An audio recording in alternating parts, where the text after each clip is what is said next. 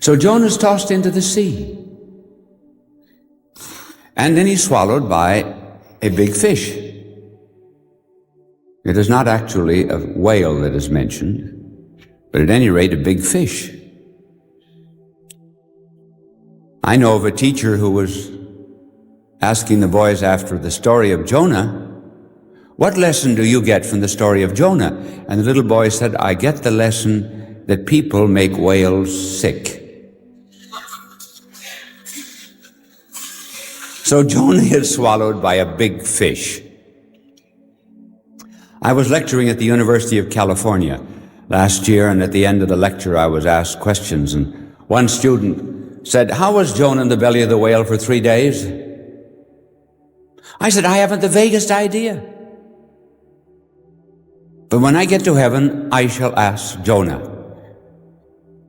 He said, "Suppose Jonah isn't there." I said, "Then you ask him."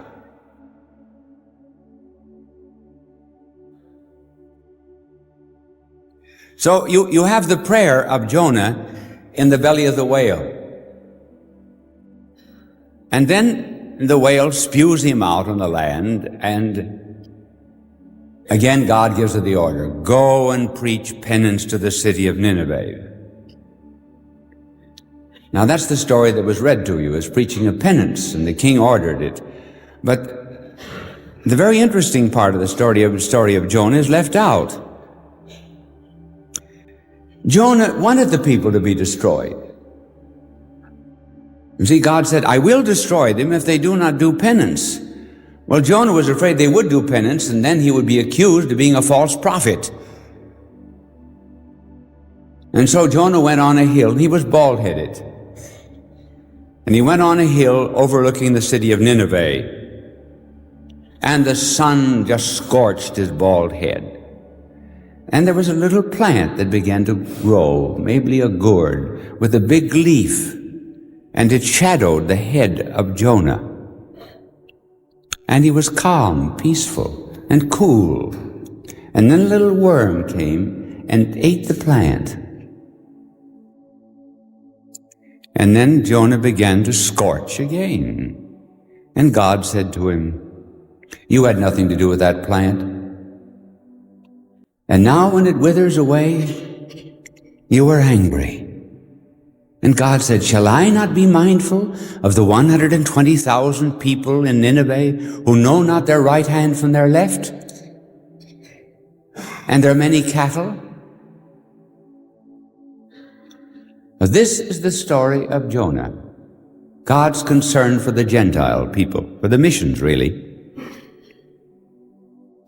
But we find it in the New Testament,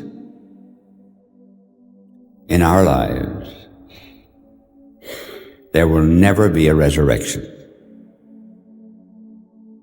The Christian law of life is we have to die in order to live. Now, I do not mean, and he did not mean physically dying. He meant mortification, self-denial. The application of the cross in our lives. So that unless we die to ourselves, we cannot live with him. We do not like the cross in our lives. As a matter of fact, we'd like to escape it. As I told you last night, that's the essence of the demonic, the escape from mortification and cross and the penance. On one occasion, the Greeks came to our Lord.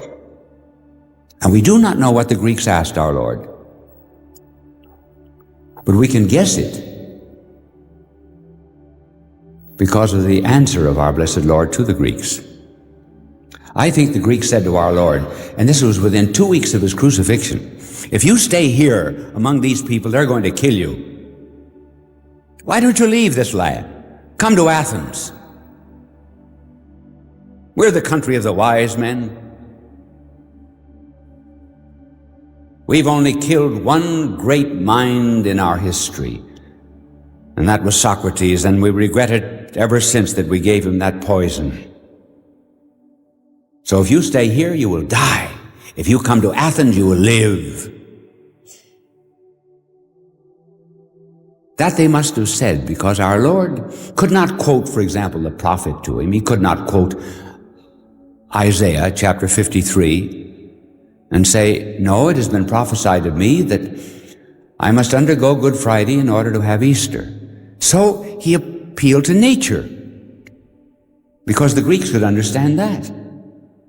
And he said, unless the seed falling to the ground dies, it remains alone. But if it dies, it comes forth unto life and bears fruit 10, 20, and 100-fold. That was a lesson the Greeks could understand. And this is the lesson of Jonah, the lesson of our blessed Lord, and this is the essence of Christianity. Remember, Christianity is not easy. That's the reason we have the interest in Oriental religions today. Because, well, it gives us the joy of having a religion, but it does not cost us very much. But Christianity costs something. Grace is not cheap. We just cannot walk through life into the kingdom of heaven. Now let me see how long I've been talking to you. You see, I do not want to talk too long, but look at the interest here. So I'll tell you a story. Come here, you in the middle. Come here to me, the boy in the middle. This young man here. Come here. How old are you? How much? 4. He is 4 years old. And here was a little boy who was looking up here, very, very interested. Now, so you create the problem of how much more should I talk before, well, you get bored to death. Listen, I'll tell you a funny story about long talkers. So you go back to your place now and listen to it. I was once giving a talk in San Francisco, and a gentleman spoke before me, and as he arose, his wife, who was in the front table, handed him the program, and she wrote on the back of it a big K-I-S-S, Phyllis. And when he finished talking, I said, wasn't that nice of your wife to send you that message? Oh, he said, it doesn't mean what you think it means. It means keep it short, stupid.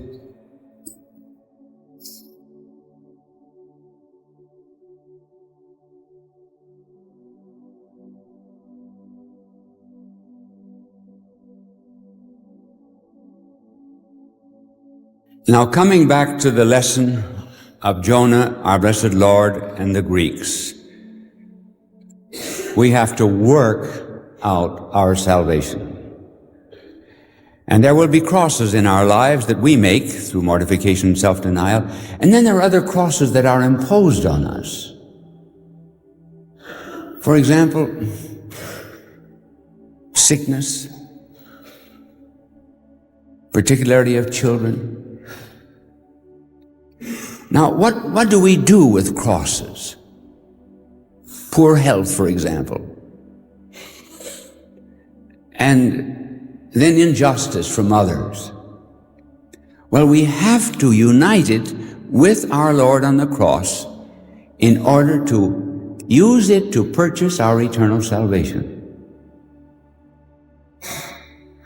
About a year ago, I was talking to Pope Paul VI, and I said to him, you're well named. Named Paul. Paul, as he went from city to city, was stoned, from Lystra to Derbe to Antioch of Pisidia. And so I said, you are stoned by your own. Yes, he said, I opened my mail at midnight, and in almost every letter is a thorn. And when I put my head on my pillow an hour or two later, I really lay it on a crown of thorns. But he said, I cannot tell you what ineffable joy I have to suffer. And then he quoted the 24th verse of St. Paul's letter to the Colossians. I fill up in my own flesh the sufferings that are wanting to the passion of Christ for the sake of his body, which is the church. In other words, I suffer all of this for the sake of the church. That's how we use suffering. I think the great tragedy of this world is the suffering that goes to waste. People suffer and they have no one whom they can love. Love does not kill pain, but it diminishes it. I was lecturing in a city in Florida about 2 years ago, and I saw 4 or 5 wheelchairs in the front of the stage. After my lecture, I jumped off the stage and went down to talk to the people in wheelchairs. Well, over against the wall was something that looked like a Grecian statue, all white. And I went over, and it was a woman in an iron lung. And she was swathed in white. You couldn't see the arms. The only part of her body that she could move was her head. And she said, I'm a convert of yours. I said, I've never seen you before. No. She said, it was from reading some of your books. And I said, do you understand your cross? And she said, yes. I do. I am not suffering for my own soul. I am suffering for other souls, to save them. In other words, there was the death in order that there might be the life in others. I have a friend who spent 14 years in a communist prison,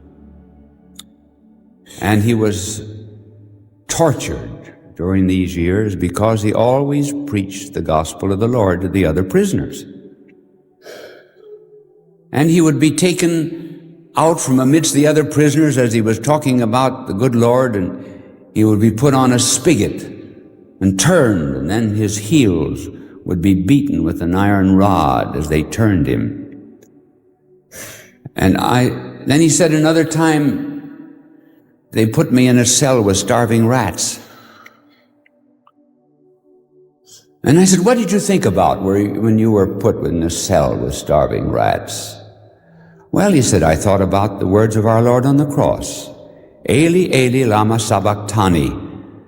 Those were the Aramaic words our Lord spoke from the cross. My God, why hast thou forsaken me? Now he said, I'm a Hebrew, born a Jew, so I understand the language well. He said, these words are in the past tense. Past. So our Lord is not saying, why are you abandoning me, but why in the past did you? So he said our Lord was abandoned by the very fact that he was born. He was abandoned by us. Our Lord, therefore, he said, must have been looking to the joy of resurrection. Having joy set before him, he endured the cross. And he said he considered, therefore, his crucifixion as past, because he knew that he would come to life. So he said, that's the way I regarded the rats. I have trust in the Lord. I'm not going to perish here. I'm in his hands. I'm going to consider the rats as all finished.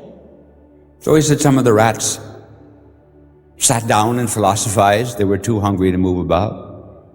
And others nibbled at the rags on my feet. And after 5 days, they had not touched me, so the communists took me out of the prison. They knew that it was useless to keep me there with the starving rats.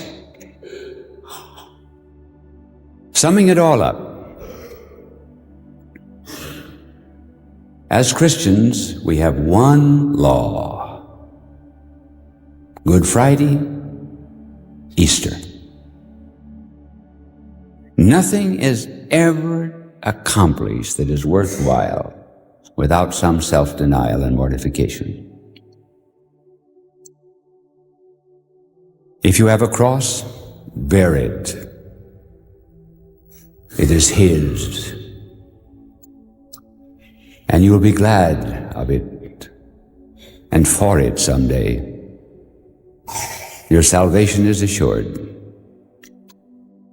I slipped His fingers, I escaped His feet.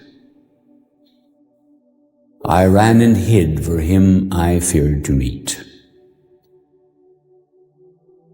One day I passed Him, fettered on a tree.